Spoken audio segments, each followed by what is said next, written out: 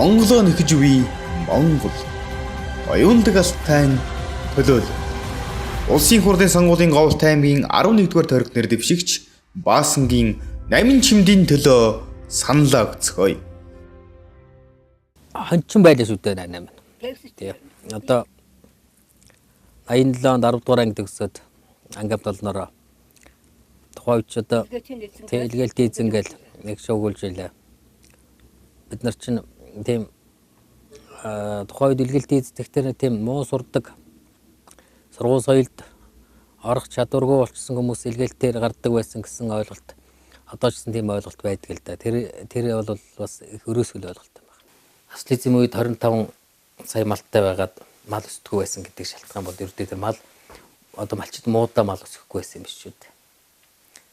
Ерөөсө 26 сая малын тодлогыг барих бодлого барьжсэн. Тухайн үед 8-9 сая орчим төлжил болгон авдаг байсан. Тухайн үед монголчууд 5 сая орчим малын махны хэрэглээ өөрсдөө хэрэглэдэг байсан. Үлдсэн 4-5 сая малыг бид экспорт гаргадаг байсан. За энэ малын бүтээгдэхүүнийг яаж сайжруулах вэ? Сүүн, мах, үнэн малын амин мах, арсан нэхэн жунсан, амин насан жунсан, сүүн, ноос, хөвөлтгөн 100% үнсэн байдаг. Энийг яавал дээшлэх таарах вэ? Чи яа хийж бодож байна вэ? Малын түүхийд бүтээгдэхүүн гэж байна шүү дээ. Энэ өөрөө асар их баялаг. Одоо бид нар жилд нэг 18 сая орчим төл авч байгаа Монгол улс. Гэтэл бид нарын хэрэглээ маань нэг 10 орчим сая толгой малын хэрэглээ бид жилдээ хэрэглэж байгаа. Цаана 8 сая орчим мал гарч ирсэн. Малчтын зээлийг бууруулж болно. Бүр тэгэлж болно. Гэхдээ малчтын гар дээрх малын гаралтай түүхийд бүтээгдэхүүнийг үнэтэй болгохгүйгээр малыг үнэтэй болгохгүйгээр малчтын өрийн асуудлыг бүрэн шийдэх болцоог. Хөвгөө зээл байсан ч гэсэн өртөө хэвээр л байх болно. Гол асуудал нь малаас гарч байгаа түүхийд бүтээгдэхүүнээ үнэтэй болох асуудал байна. Тэгжээж асуудлыг бүрэн төгс шийдэх болцоотой. Асан малын мах нь үнэтэй байдаг. Амьд байгаа малын амьд байгаа малын хэмдэг байдаг, ямар өчтэй байдаг. Чи насаараа малдаас малын зураг сайн мэдж байгаа. Энийг гайхах болж игэл сум болгон дээр одоо мах бэлтгэлийн мах комбинат байгуулах хэрэгтэй, цех байгуулах хэрэгтэй.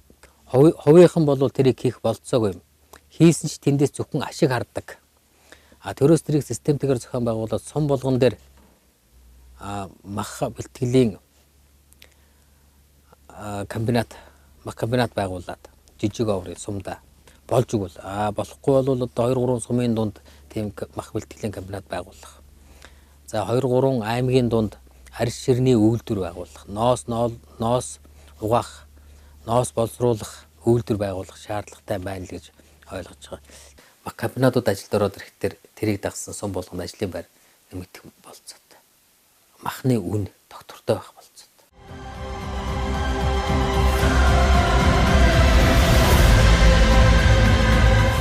Монголоо нэхэж үе Монгол.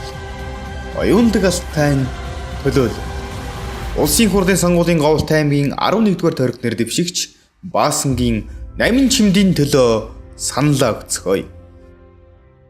Ягаад бие даач? Алийг намаас нэр дэвшиж болдгоо юм. За бие даагчийн одоо нөлөө энэ улсын хурл дээр нь байна уу? Өнгөрсөн хугацаанд бие даагч тэр нь улсын хурл дээр нь ямар нөлөөтэй байсан? Тэдний баталсан боловсруулсан хууль журам гэж байна уу? Бие даагчийн гаргасан нэг хуулийг намууд ер нь дэмждэг юм уу? Тэгэл унгачдаг шүү дээ гэж. Ингэж асуух хүмүүс олон байна.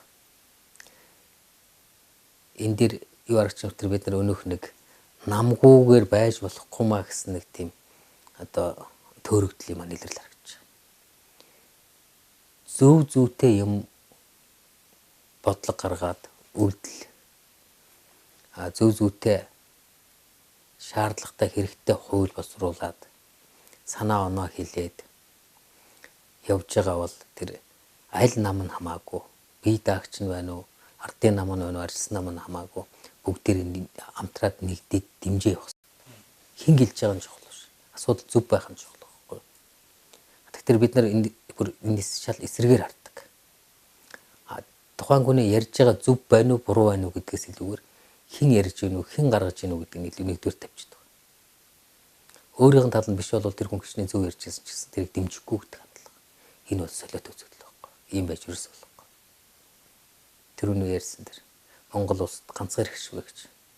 Бид тэр хэрэгшхийн төлөө бид аль нам ямар эвсэл байх нь чухал биш нэгдэж явах хэрэгтэй.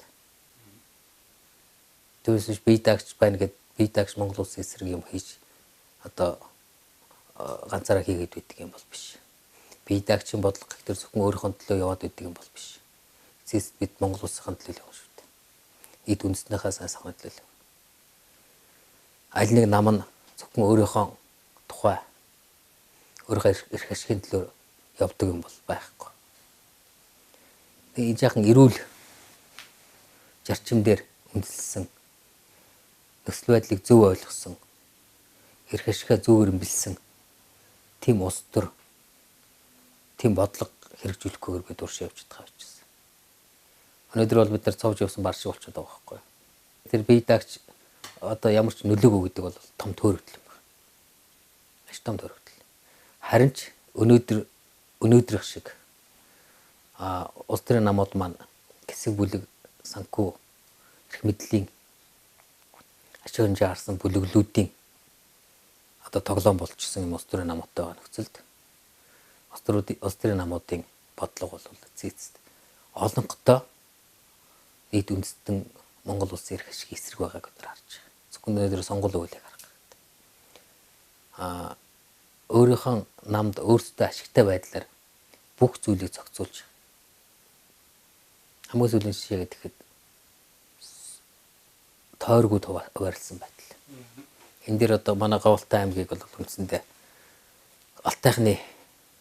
алтайчуудын сонгох хэрэг нь бүдүүлгээр халдсан явдал бий болсон. Алтайчууд маань 61 мянган хүнтэй. Гэтэл нэг мандаттай байдаг. 61 мянган хүн нэг төлөөлөлттэй болно гэсэн улсын хурлаа. Гэтэл зэрэгэлдээ байгаа Баянгор аймаг 71 мянган хүнтэй. 3 мандаттай. 23 мянга орчим хүн нэг улсын хурлын төлөөлөлттэй байна гэсэн үг. Одоо нөгөө үндсэн хуулиар зөрчиж байгаа хүний язгуур эрхийг зөрчиж байгаа явдал л да. Энийг яагаад ингэж хийвээ гэвэл мэдлгүй хийж байгаа юм биш. Мэдэж хийж байгаа. Зөвхөн одоо хитэн эрх ашигын бүлэглүүдэд ашигтай байгаа учраас тодорхой улс төрийн намд ашигтай байгаа учраас ингэж хийж байгаа.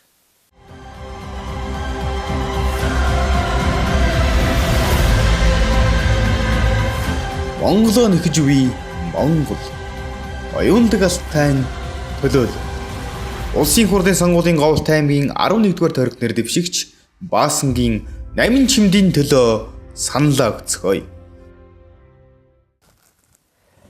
За манай алтайхныг сатаны хөх харжуул гэдэг. Манай алтайхан маань энэ нэрэндээ нэлээд дуртай бахархдаг. Магадгүй энэ нэр алтайхны одоо брэнд нэр бахархал нэр болж үлдэж байна. Сатаны хөх харжуул хэцүү гэж одоо тунгалаг тамир арманы гол төр ихтгэлт байна. Эрдний гараа хэлдэг шүү дээ. Энэ хэцүү гэдэг үг маань юу гэсэн үг вэ гэж. Энэ маань одоо суусан газараас шороо хатгадаг. Одоо тийм ашигч жавшаанч тийм хэцүү хүн гэсэн гэдэг утгаар хэцүү гэдэг үгийг хэлээг. Энэ маань шаргуу хөдөлмөрч эрдэм боловсралтай шударга төвшин цагт хонь мэт номхон атлаа шийдвэрлэх цагт бар арслан мэт эр зэрэг гаргаж шийдмээ хөдөлж чаддаг тийм хэв шинжийг хэлж байгаа. Тийм хэв шинжийг сатаны хэцүү хөх харжуул гэж хэлдэг. Үнэхээр манай алтайхны нийтлэг аришин бол тийм хар хор байдаггүй.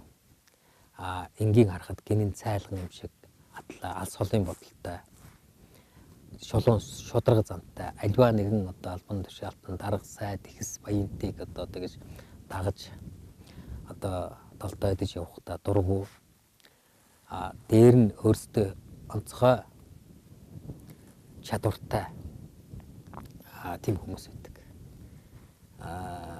Одоо утга зохиолын нийтлэг дүрээр хэлэх юм бол одоо хэн юм да Эрдэнэ Тонлог тамирын Эрдэнэ харахад номхон дөлгөөн шулуун шудраг зантай ажиллаж хичээнгүй эрдэм мэдлэг тэмүүлсэн тэгтээ шаардлагатай цагт эрслэн босч чаддаг юугч төсрөм зогсож хатуу чанга зогсож чаддаг тийм л ерөнхий шинж төр харагддаг л да. Манай алтайхан бол ерөнхийдөө тийм хүмүүс.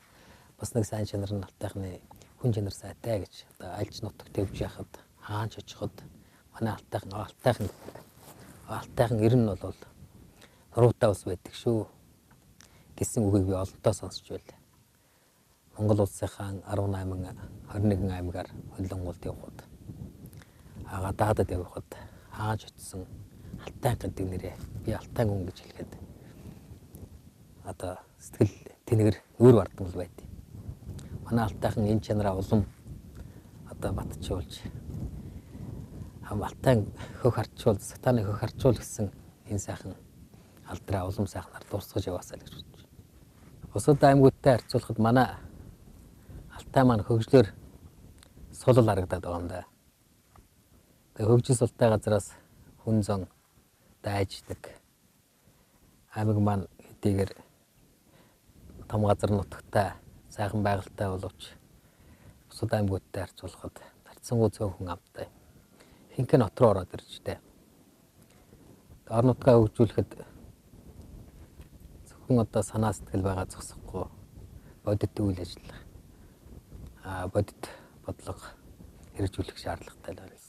Алтай хүртэл ар замтай болчихвол олон зүйл бас нааштай болно л доо. Тэгээ Алтайхан улсыг дагуулсан том уул нурууд, том даваадыг засах, сайжруулах. Улс орны хүчлсэн хөгжлийн бодлого сүүлийн хэдэн жил бид нар байнга ярьж байгаа боловч үүнийг хэрэгжүүлсэнгүй. Бүсчлөөд, төрөлжүүлээд баруун одоо бүст ямар үйлдвэрлэл үйлчлэгээ соёл сургууль байгуулах вэ гэдгээ бид хэдийгээр ярьдаг боловч өнөө хүртэл хэрэгжүүлэхгүй явж ирлээ. Энийг хэрэгжүүлэхгүйгээр хөдөө орон нутаг хөгжих болцоо байхгүй байна. Одоо их зүйл олж авч их зүйл сурчээ. Одоо эргээ бодож байгаа тэгж бодогдтээ.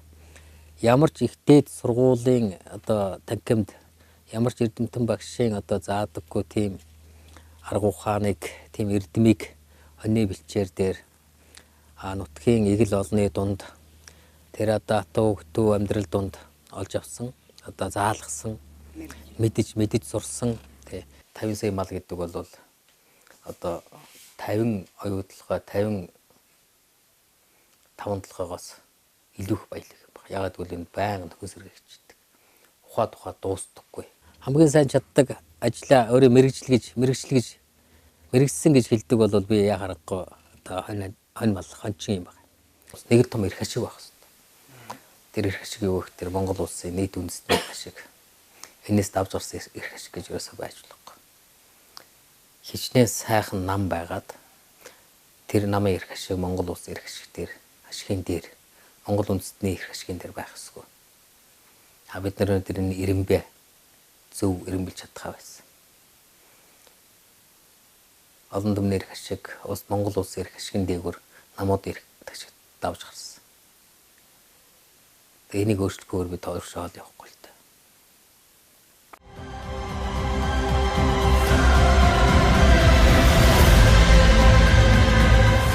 Монголоо нэхэж үе Монгол.